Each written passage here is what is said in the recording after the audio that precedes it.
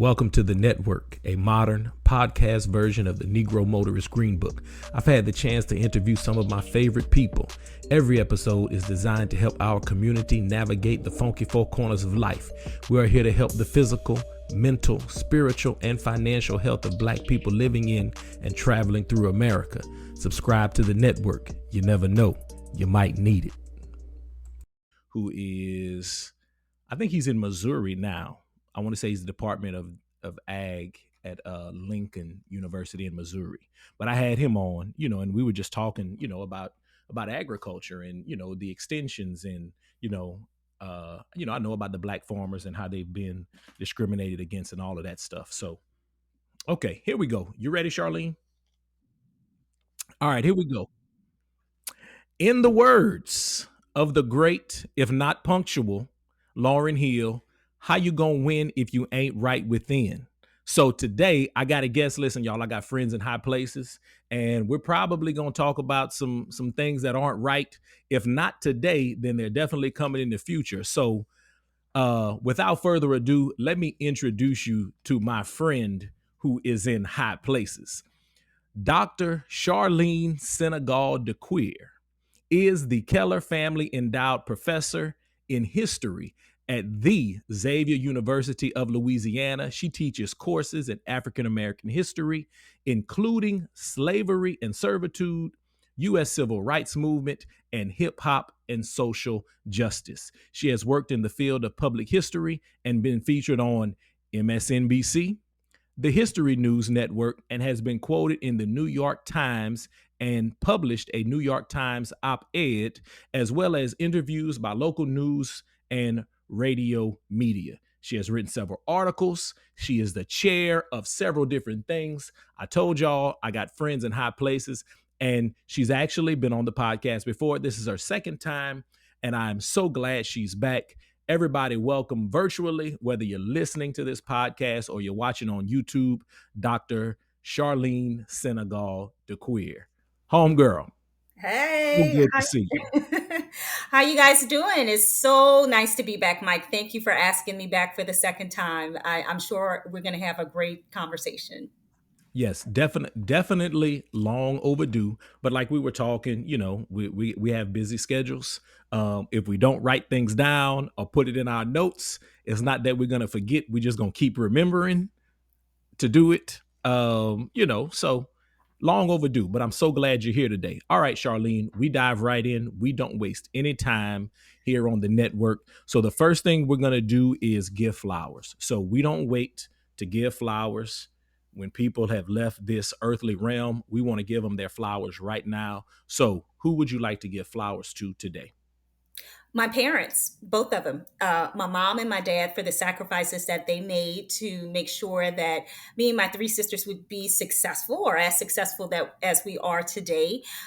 They were together since they were 18, I think. And by the age of 21, they had three little girls. And then by 26, four. And so they grew up with us, basically. My grandparents also deserve their flowers. My grandmother is 91 now. My grandfather is now deceased, but it was really a village, and they prepared us to be, where we are today.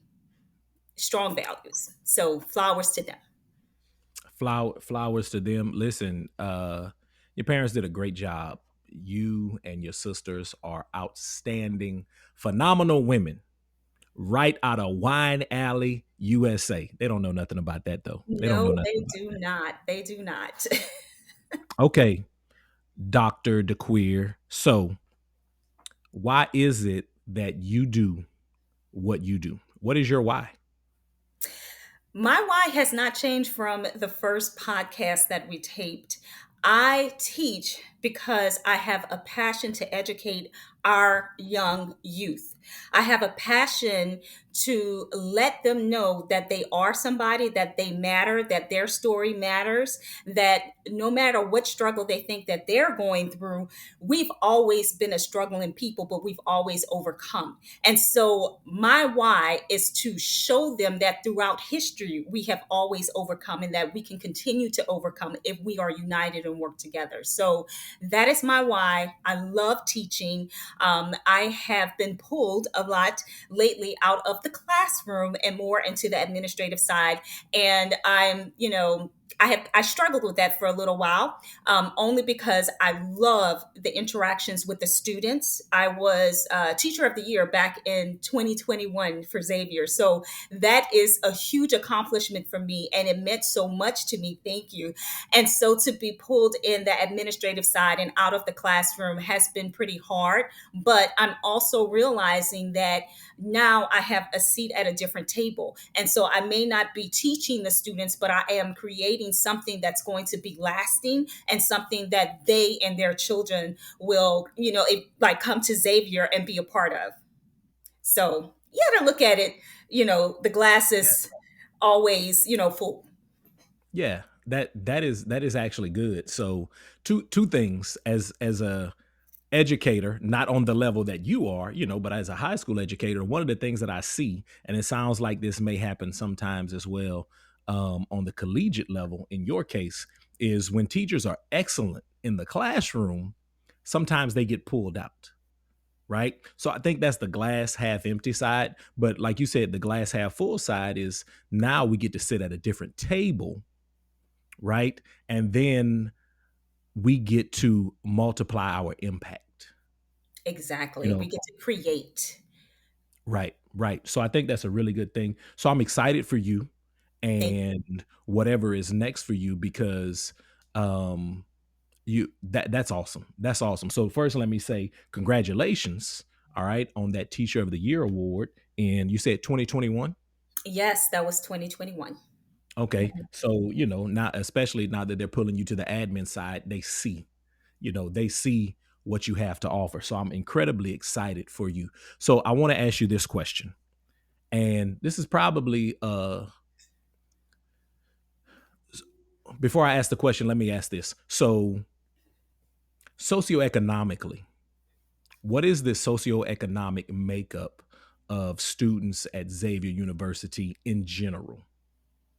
In general, our students are first gen, which again, I think we talked about this before. It's crazy because we're in 2023, and you would think that most African American people have had some sort of higher, educational learning in terms of college.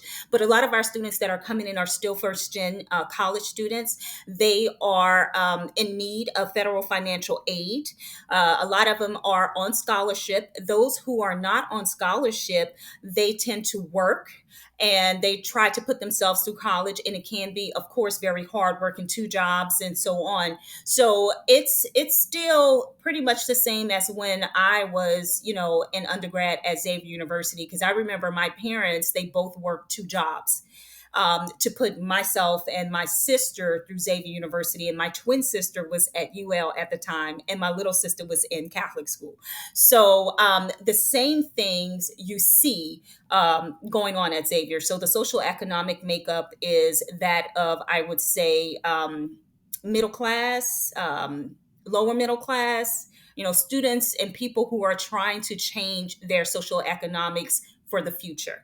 And I can say without a shadow of a doubt that Xavier did that for me and my sister. UL did that for my twin sister going to college, because now I have so many different opportunities that I could afford my son because I went to college. We have taken our family out of that social economic background of being in Wine Alley, which was a great place to be, but we're on a different level now, right? Right, right. And I tell people like I loved growing up where I grew up. I can't imagine, having grown up like I had a great childhood, right? But when people ask me now, they're like, "Man, so would you go back?" I was like, I can't go back to live where I grew up. I can't go back to live where I grew up because um we want to have that upward mobility, right? And what you talked about, it was really surprising because I always thought grown man, but I remember thinking about Xavier as well. Xavier is probably filled with students who were upper middle class, right? kind of like the so you telling me that's like, no, we still have a lot of first gen college students at Xavier. That is really, really surprising. And then you mention how education opened doors for you and your family. Yes. That's excellent. That's excellent. Do me a Yes. favor.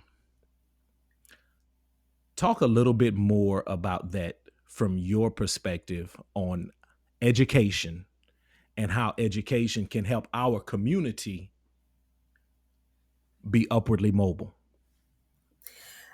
I would say education is one thing that we do not value, but we should value because Why it don't we value it? we don't value. I think you know what, back in the day we valued it a whole lot because we didn't have access to it. Now we have access to it and we don't value it.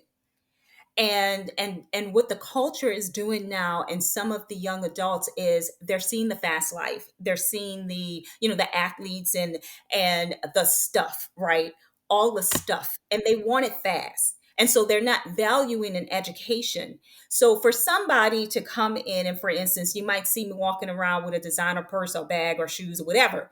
The thing is, you have to understand how I got those things. It was through education.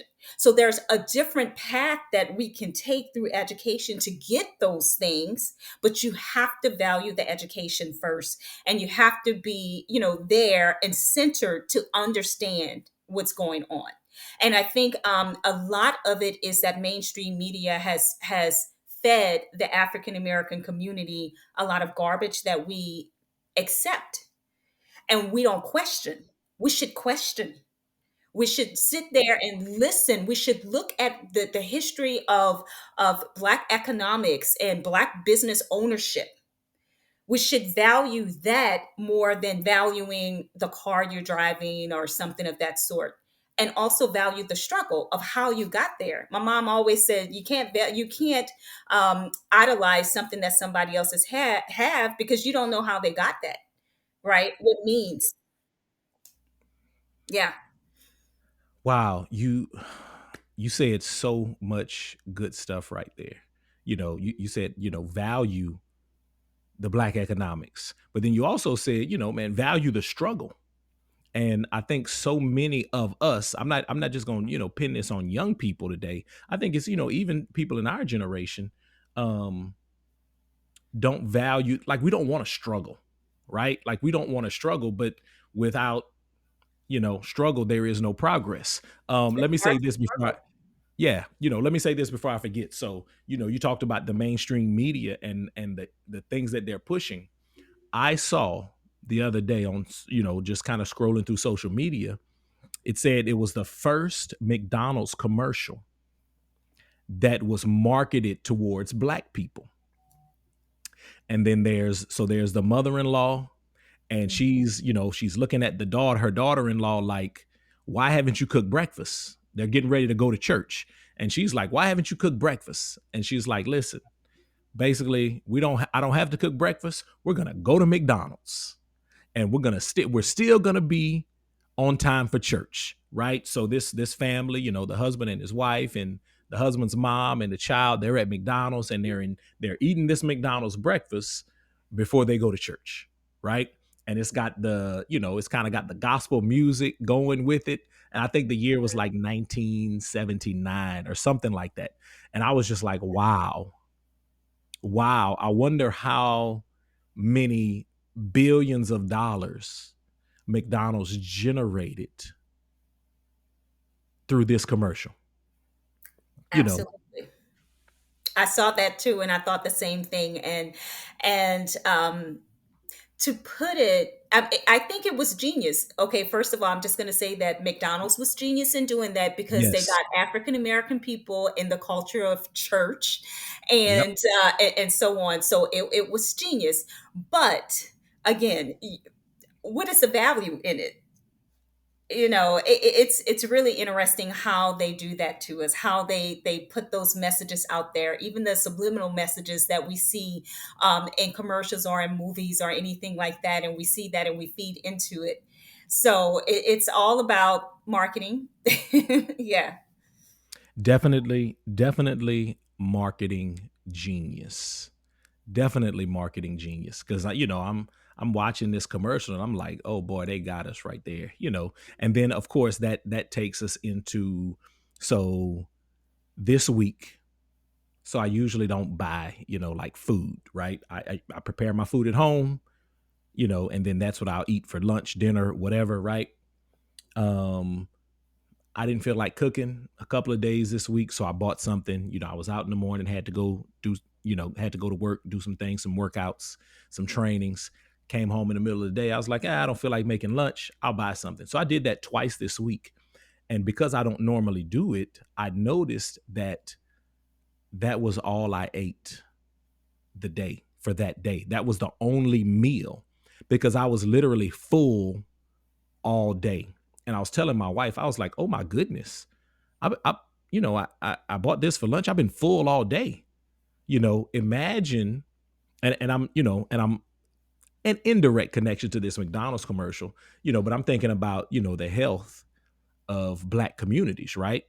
Imagine if we're eating, you know, fast food or we're getting something from the drive-through 2 and 3 times a day, and I'm like, oh my goodness. Like I've literally been full all day long off of this one meal. So marketing genius by McDonald's, of course, but at the Yeah. same time, when we talk about, the health of our community physically, mentally, spiritually, and financially, probably, marketing genius by McDonald's, but probably not the best decision in our community to frequent those types of restaurants. I don't know. I don't listen. We got all the way over there from At we history. did, but look, I love it because you are speaking the truth, and it's really interesting that it goes back to history because it's another part of the African American community that is a problem that stems from a part of history with the Federal Housing Authority that was created in 1934 and the Red Line and putting African American people in one section in town. And then later on, we fast forward to 2000 to 2023 and so on. You're looking at those same African American communities and realizing there's a food desert all around. And the only places Yes. that you can go and eat or get something that that will feed your family is going to McDonald's and get a $5.99 20-piece nugget meal, or going to a Save a Center or Save a Lot, whatever those is, and get processed food that you could throw into the microwave. Because for some Right. of us, that's all we can afford. And for some of us, that's all we can get to because we have no modes of transportation to get out to the other areas to purchase those foods that are healthy for us. So it's a And large problem. it's a large problem with multiple layers. So my buddy, his daughter is at Spelman in Atlanta. And he's telling me that they're paying $1,000 a semester for the food plan, but Spelman is in a food desert, right? So they're paying for this meal plan, but they can't provide all of the things in the meal plan because they sit in a food desert. And we're talking about that, and he's like, man, uh, a lot of our HBCUs Yes.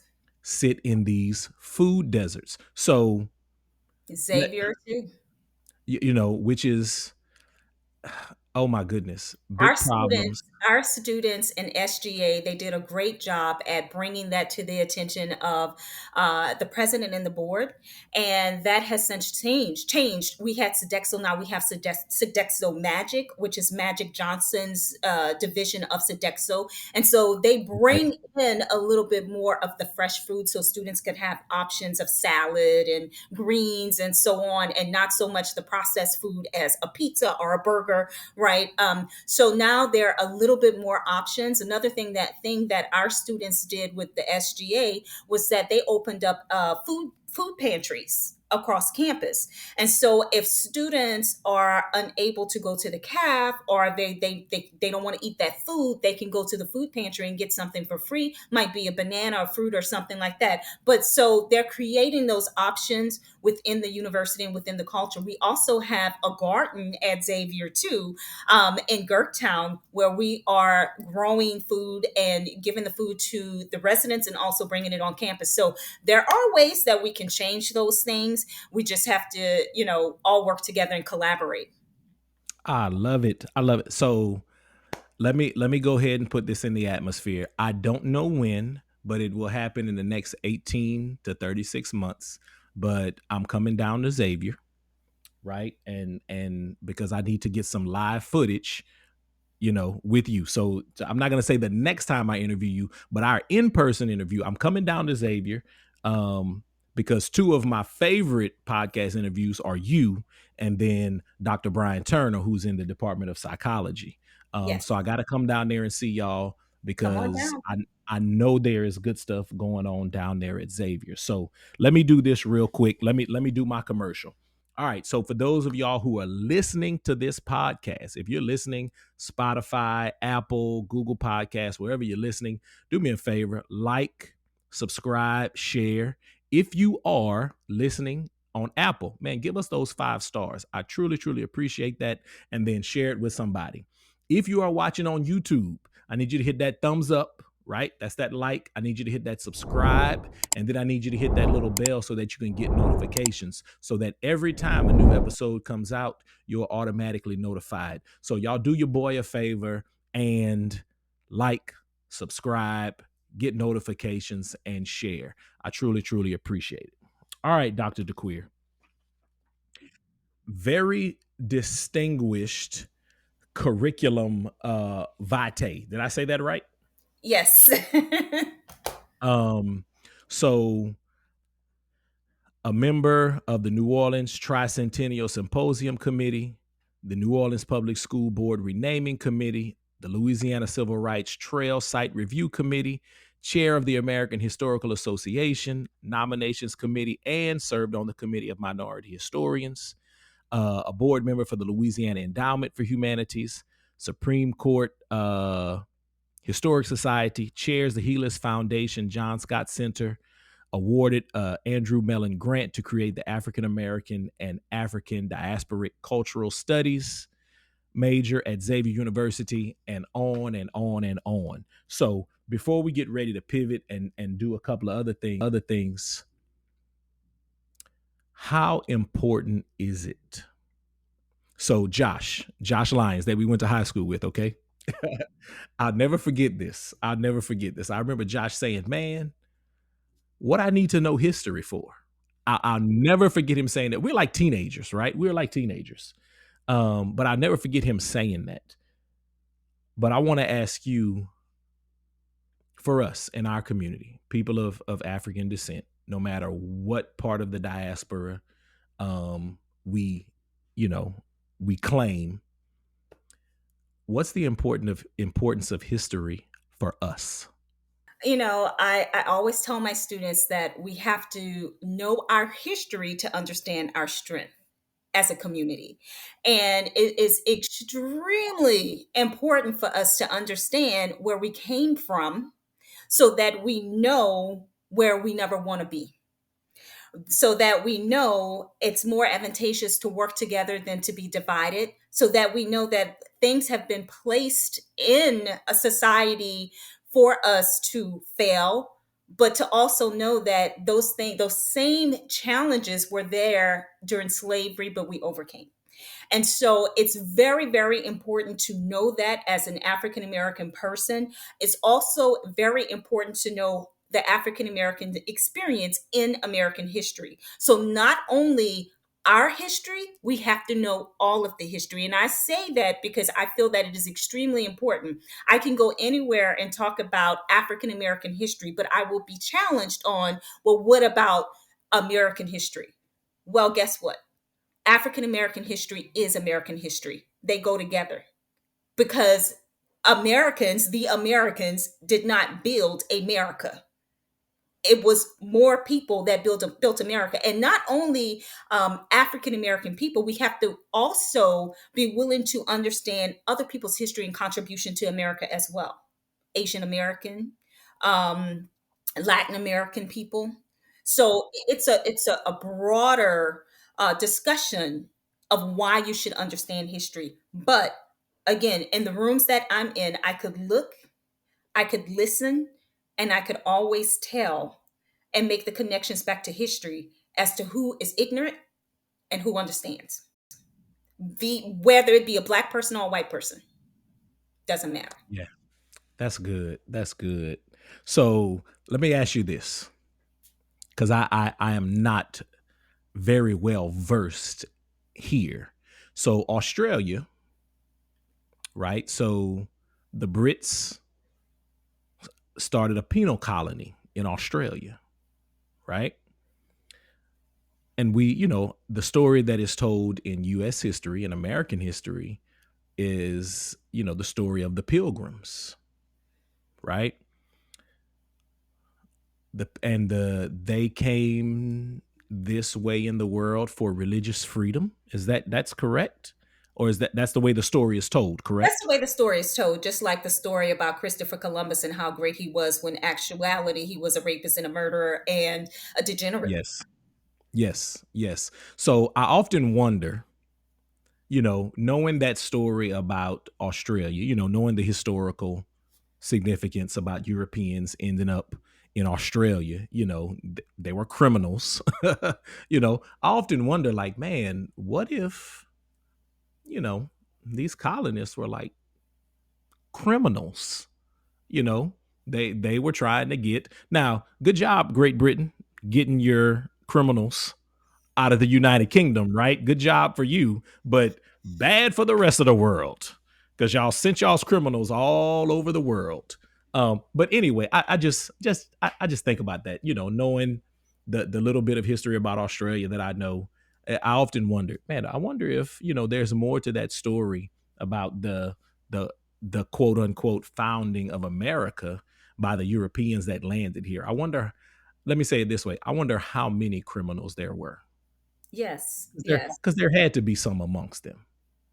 Absolutely. I mean, it's the whole thing about revisionist history, right? Rewriting history. Who gets to rewrite history? It's usually the dominant class that puts their spin on history, and then we get all of these fabricated stories. And then it's up to historians to go back and dig through the actual archives to find the truth and the real story. So, yeah, I'm more than certain. Again, it's propaganda, right? A lot of it is propaganda. Even if you look at all of the riots, the so-called riots, race riots that happened across the United States in the 1900s, and so on, they were called riots, but they were actually massacres. So we go back and we look at this history and we look at the evidence and what is actually happening. And so what you told us in the textbooks is clearly not matching up to the evidence that we see in the archives. Yes, which is a great segue as we talk about textbooks. We're not going to talk about textbooks today, but I want to let y'all know that Dr. Decuir has agreed to do a monthly segment, a monthly history segment, as it relates to current events in the United States. So y'all be on the lookout for Dr. Decuir's monthly segment. We don't have a name for it yet, but we're going to come up with something nice and jazzy. But y'all be ready for that, because on a serious note, we need this education. And not only do we need this historical education, but we need to be able to connect the dots between what has happened historically and some of the things that we are seeing today and some of the things that are being attempted today in different levels of government around the country. So, super excited about having Dr. Decuir appear on the podcast monthly. So we got some stuff in store for y'all on the podcast. So y'all stay ready. All right, Yes. Dr. Decuir, we are getting ready to pivot. Are you ready to pivot? I'm scared, but I'm ready. Don't be afraid. All right, so we're getting ready to go into the exit ticket. Okay, so what we have is a 5, 4, 3, 2, 1 exit ticket. So the 5 is a little game. I promise you don't have to be scared. Everybody gets scared for some reason, but I promise I'm nice. I'm a Okay. nice guy. You don't have to be scared. All right. So, um, as I explained before, I'm gonna put 30 seconds on the clock. I have bookend questions. Okay. So I'm gonna ask my bookend question. Once you answer that one, then I'll start the timer, and then I'm gonna go through as many questions as I can in 30 seconds. Okay. And then once the timer goes off, I'll ask the second bookend question, and then we'll move on. Okay. Okay. So no reason to be afraid. I promise. All right, let me get my timer ready. Okay. This is gonna be easy. This is gonna be easy. Okay. All right, you ready? I'm ready. All right, here's our first question. And I've asked you this one before, probably. If you could have a superpower, what would it be and why? My superpower would still be to read people's minds. And Okay. the reason is because I'm always thinking what other people are. I'm wondering what they're thinking about some of the things that I say, and how they make connections with, I guess, the world. Okay. Okay. And I started the timer. Here we go. Do you call all dogs puppies? Yes. No. Do you own No? No, they're dogs. Okay. Do you have a hidden talent? No. Do you cheat at board games? No. Do you own Bitcoin? No. Can you bake? Yes. Do you know my middle name? No. Okay, see? Boom. 30 seconds. Time's up. Not bad. What was that bad? No, that was not bad at All all. right. All right. So here's the other bookend question. Here's the other bookend question. Do you have your own Netflix account or do you use someone else's? I use someone else's, like everyone else. All right. I use See? my So, husband's. Okay. okay. All right, so that was the 5. So now this takes us to the 4. All right, so the best advice that you have received in 4 areas. So this is the foundation of the network podcast. So we call this the Funky 4. The best advice you've received physically, mentally, spiritually, and financially. So let's start with physically. What is the best advice you have received physically? Take care of your body, because if you take care of your body now, someone will not be have to take care of it for you later. So take care of your body. Try to eat right, exercise as much as you can, and I've been doing that for a couple years now. Just trying to take care of my body. I feel like I'm reversing my age by doing so. Hey, that's right. That's right. We're trying to go backwards, not Yes. forwards. All right. Okay, mentally. What is the best mental advice you have ever received? The best mental advice is, if you have a problem, if you have a mental issue, you should ask for help. You should get help. You should not be ashamed. Good, good. You can't help anyone if you are not mentally healthy yourself. And Good that's the stuff. truth. That is good stuff. All right. So that's physically, mentally. So let's go spiritually. Best spiritual advice.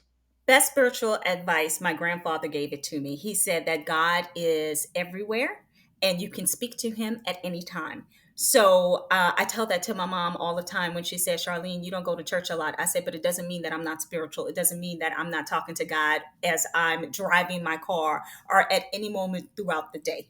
He's always around and he's always listening. That's right. That's right. That's good stuff. All right. Physically, mentally, spiritually. And this brings us to the last of the Funky 4, financially. What is the best financial advice that you have received, Dr. Decuir? Uh, Best financial advice is to plan for your future so that you will not be working for the rest of your life. So invest, save more than you spend.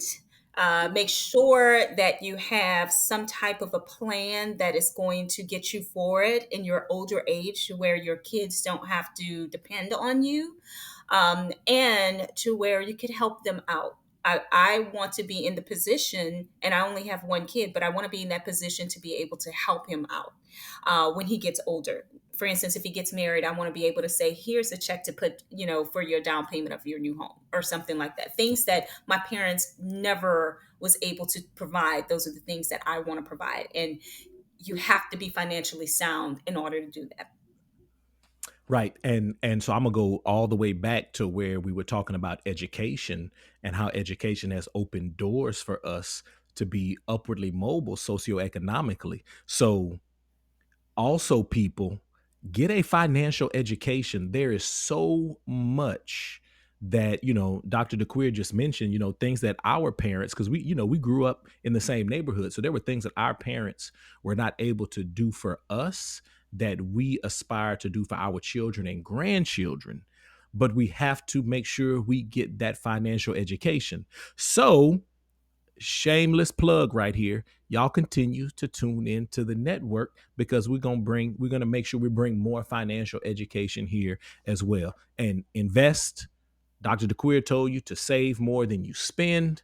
I'm gonna bring my favorite insurance agent back on here because when y'all pass away, I'm not trying to wear a t-shirt with your picture on it for a fundraiser and all of that stuff. But That part. anyway, so we're gonna continue to do better by continuing to get that education. All right, Absolutely. Dr. Queer, that was the 5 and the 4. So this brings us to the 3 recommendations. So give us one book, one song, and one podcast that have been life-changing for you. Okay, so the book is still The Miseducation of the Negro. It was published back in 1933. Carter G. Woodson, who's the grandfather, godfather, whatever you want to say, of African American history and Black intellectual thought as well. And so this book I have revisited, and I've been picking out certain chapters and rereading them. And when I say it is as relevant as it was in 1933, in 2023, especially with the eradication or erasure of African American history and all of the things that's going on in Florida, and not only Florida, but across the Deep South. It is a phenomenal book, life changing. So that means and I'm sure I said this last time and I didn't do it. What am I reading? Like, I don't have it with me right now. But I need to reread Carter G. Woodson's book. I'm going to do it. So hold me to that, Dr. DeQueer. But right now I'm reading King, the biography. It's so Mm-hmm. good. Mm-hmm. It is so Taylor good. Branch. I wish It's by um Taylor Branch. no. There's so many different The- biographies. Taylor Branch. yeah. No, Taylor Branch has Parting Waters. I think it's huge. Okay. This one, I wish I had it sitting next to me. I got a stack of like 5 books sitting right there. Um, this guy also did a biography of Ali. I wish I could remember his name, but I can't. Anyway, all right, Dr. DeQueer, song. Give us one song that has been life changing for you. Black Like Me by Mickey Guyton. She is a African American female country artist. And I heard the song for the first time last year at Essence. And so she played at, I guess it was that 6:30, 7 o'clock spot where nobody really goes. And one of my girlfriends was like, girl, we paid for these tickets. We get in there. We're going to see everybody. So we got there and she sung this song. And I was like, thank you for making me come at 6:30 instead of 9, because I really needed to hear this song. It's a fabulous song. You should go and listen to it, listen to the lyrics. It says, basically, if you think that we're free in America, we're not. You should try to be black like me. The song talks about her parents and how hard they worked, twice as hard just to get, as she said, a old house in a used car. And, when she found out she was different and how that, and everything is still the same. So it's a fabulous song. It is my Black Power song. Black Like Me by Mickey Guyton. So those of you who are like, if you got Apple Music, one of the things that I've already created it, but all of the songs by all of the guests, I've created an Apple playlist, right? It's called the Network Podcast Playlist. So I just added Black Like Me by Mickey Guyton to that playlist. So y'all go ahead and check that playlist out. All right. One podcast, Dr. DeQueer, that has been life changing for you. Yeah, I still haven't gotten into podcasts. Same like last time we talked. I just haven't gotten into it. But a friend of mine suggested that I do the Higher Learning podcast with, what is it, Van Layton and Rachel Lindsay. They said that one would be a really good one because they talk about hot button topic, political issues, and current events and things of that sort. So I I probably would listen to that one. Okay. Okay. Good stuff. Good stuff. All right. 5, 4, 3. That brings us to the 2. We're now in to do. So give us two things that you plan to get accomplished in the next 90 days, 6 months, or the next year. What you got for us, Dr. DeCuir? Oh, in the next year to have my manuscript done, I have an advanced book contract with LSU Press, and so I'm hoping to get that done. And let's see, 90 days. Well, actually, not even 90 days. Today, a colleague and I have been collaborating on a $1.5 million Mellon grant to bring Black intellectual thought to Xavier University. And so that was submitted today. I'm very excited about that. And I guess I have another to do. I've been working with the MacArthur Foundation, the National Endowment of Humanities, and the American Council for Learned Societies to bring more funding to African American HBCUs, especially the humanities. So I'll be meeting with them in I think August 2nd in a couple days in Atlanta to continue the discussion of how we can bring more funding in and again just change the culture. Man, that is awesome. So before we get to the last thing, I just want to say this. I am so happy. I'm looking at the things that you're doing, and I'm not surprised. Let me say that. I'm not surprised, but I'm so ecstatic at how this list continues to grow and how you are not satisfied and that you keep pushing and pushing and pushing. I love that. I love that. So I Thank know you. your students. I'm not now I'm inside your classroom, and I know your students see that and that your students are replicating that. So your impact is ripples. You know, You know, I it's, had it's ripples. I was at homecoming a couple years back before COVID, and I had a student come up to me, a former student at that point. I guess I had because I've been teaching at Xavier for 15 years. So at that point, I probably had been teaching for what 13 years, 12 to 13 years, and a former student came in. From when I taught back in 2009, when I first started, I was a new professor, and it said, "Doc, you still here?" And I'm like, yeah, I'm not going anywhere. Introduced me to their kids. They're now a doctor. And they said that the things that they learned in my classroom are things that they still put in practice. The information has gotten them to different areas in their career. They understand certain things that are going on a lot clearer because of the and it just meant so much because I really feel that I am being an impact, like I'm impacting people's lives, their thoughts, and that is you're a teacher, so that is the one thing that just sends you to the moon. I mean, it is the one thing that you want to hear. Listen, and I see it. I see it. I see it. I am so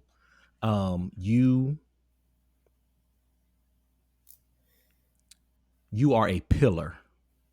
That's what it is. That's the word that I've been searching for. You I'll take you're that. a pillar.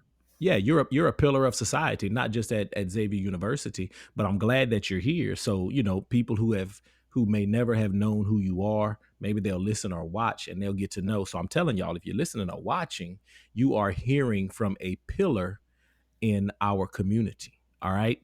And her ripples are going all throughout our community. All right, Dr. DeCuir. This brings us to the last thing.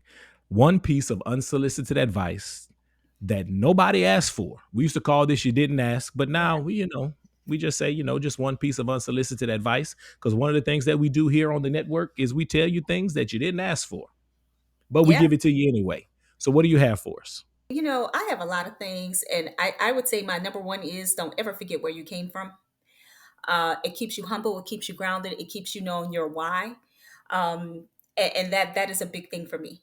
And so I am the same Charlene that was on that bus with the Jerry curl. I'm the same girl. You can still come up to me and talk to me. I will never get too big to where I can't answer anyone's questions, or that I too big to where I make other people feel like they don't matter. That's not me. So never forget where you came from. And I have a couple of them because I was like, don't run away from your problems, right? That's the biggest one. As we've seen the current issues that happen with Carly, don't run away from your problems because they're just going to be there. And if you do something, like she did, you're just going to make those problems grow larger, right? Run away. Don't run away from your problems. And then I have another one. We all make mistakes. Don't sit in that mistake. Learn from it and move on. That's it. Y'all heard her, people. Listen, never forget where you came from. Don't run from your problems. And then we all make mistakes. So make sure that you learn from them. Listen, y'all, this is the network. Every episode is designed to help the community in one of four different ways. We call these the funky four corners of life: physically, mentally, spiritually, and financially. My name is Michael Prejean. I am your host for my homegirl, Wine Alley's finest. I told y'all, I know people in high places, and I'm so proud to call this young lady my friend, Dr. Charlene Sinegal-Decuir. Thank you so much for your time today. Absolutely. And you'll be hearing from me again. That's right. Y'all heard her. You're going to be hearing from her again. So we're going to have our history segment coming up every month. But until then, I need everybody out there listening and watching to make love the culture. Until next time, peace. Peace.